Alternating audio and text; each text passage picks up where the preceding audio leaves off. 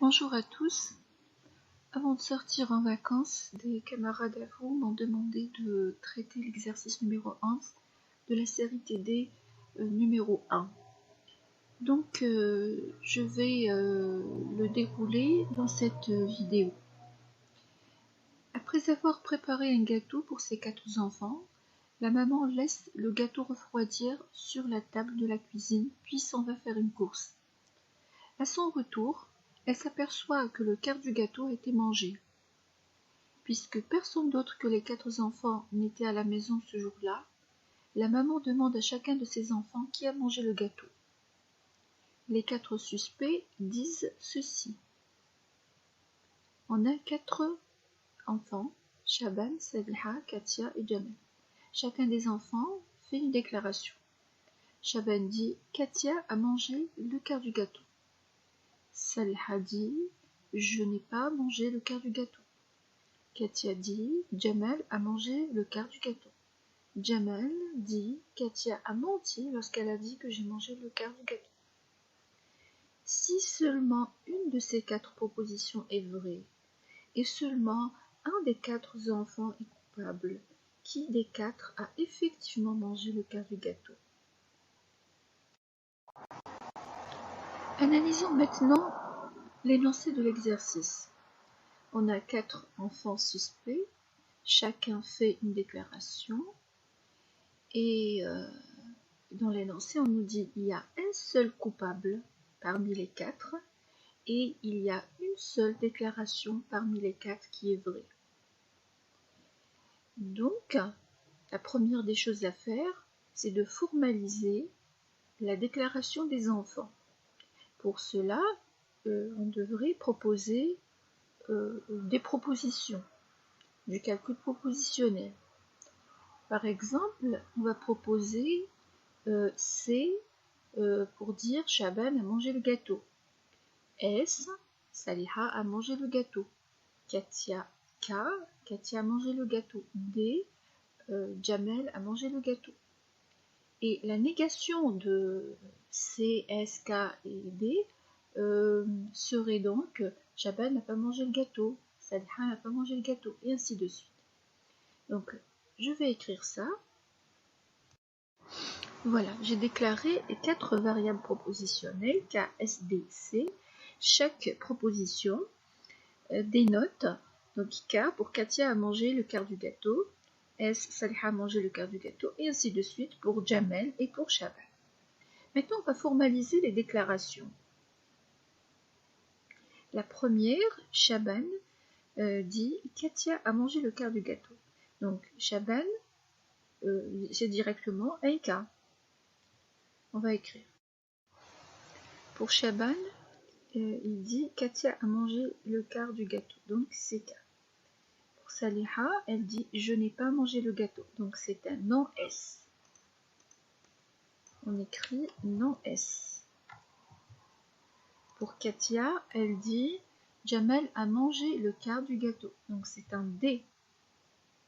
Jamel dit Katia a menti lorsqu'elle a dit que j'ai mangé le quart du gâteau, donc autrement dit,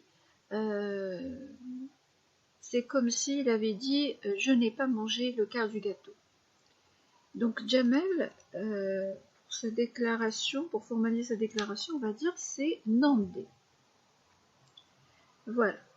Donc on a les 4 déclarations, sachant que chacune, une seule est vraie. Une seule des propositions est vraie et les 3 autres sont fausses. Alors où est la vérité? On va raisonner de la même façon qu'on a fait dans l'exercice des touristes. On va supposer que, par exemple, la déclaration de Shaban est vraie et les autres sont fausses. Donc la vérité, c'est la négation de ces 3 autres. Après, on va supposer que Saliha dit la vérité, donc sa déclaration est vraie, on la laisse comme ça, et les 3 autres sont fausses, et ainsi de suite. Alors, on va commencer à écrire, on va commencer par supposer que Shaban dit la vérité et les 3 autres sont fausses. On va écrire. Voilà la première possibilité de vérité. Chaban dit la vérité, donc on laisse la proposition telle qu'elle, elle est la vraie cas.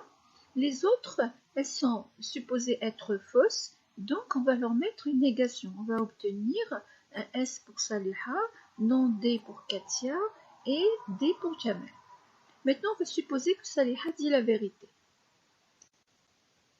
Saliha dit la vérité, donc on laisse sa proposition un non S et on met une négation pour les trois autres. Maintenant, on va faire la même chose pour Katia et Jamal.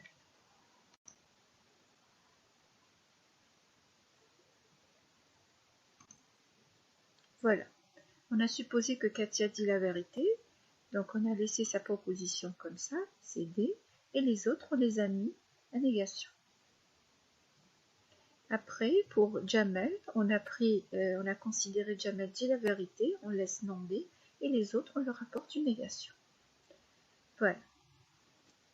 Sachant qu'il y a un seul coupable, où est la vérité? On va analyser les possibilités de vérité une à une. Donc maintenant qu'on a, par exemple ici, Chaban dit la vérité et les autres on les a mis à vrai, donc toutes les propositions sont vraies. Donc je ne peux pas avoir non D et D en même temps, vrai toutes les deux en même temps, c'est une contradiction. La deuxième possibilité de vérité, c'est la même chose.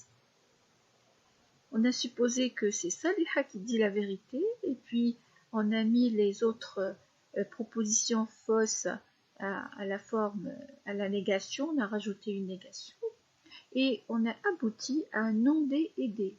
Il y a une contradiction.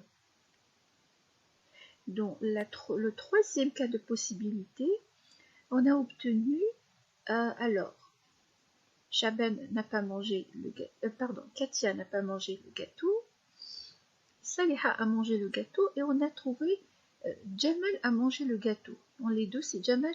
Alors, la répétition n'est pas... bon, c'est pas un problème si on a trouvé des répétés. Et le problème, c'est qu'on a deux enfants qui ont mangé le gâteau. Alors, ça contredit l'exercice, ça contredit l'énoncé de l'exercice qui nous dit qu'il y a un seul enfant qui a mangé le gâteau. Donc celle-là aussi, cette possibilité à écarter. Il nous reste que la dernière. Dans la dernière, on a Katia n'a pas mangé le gâteau, Saliha a mangé le gâteau et Jamal n'a pas mangé le gâteau. Donc la vérité est que c'est Saliha qui a mangé le gâteau. Voilà donc la réponse à notre exercice. Alors on écrit à la fin que on a écarté la première possibilité et la deuxième à cause d'une contradiction.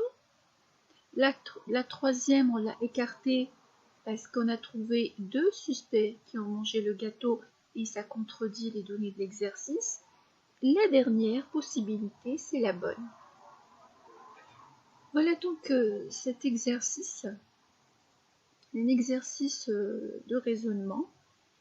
Dans les exercices de raisonnement, il n'y a pas un algorithme à suivre. Il faut raisonner, dans certains cas, il faut formaliser, comme cet exercice. Il est du même principe que l'exercice des touristes. Voilà.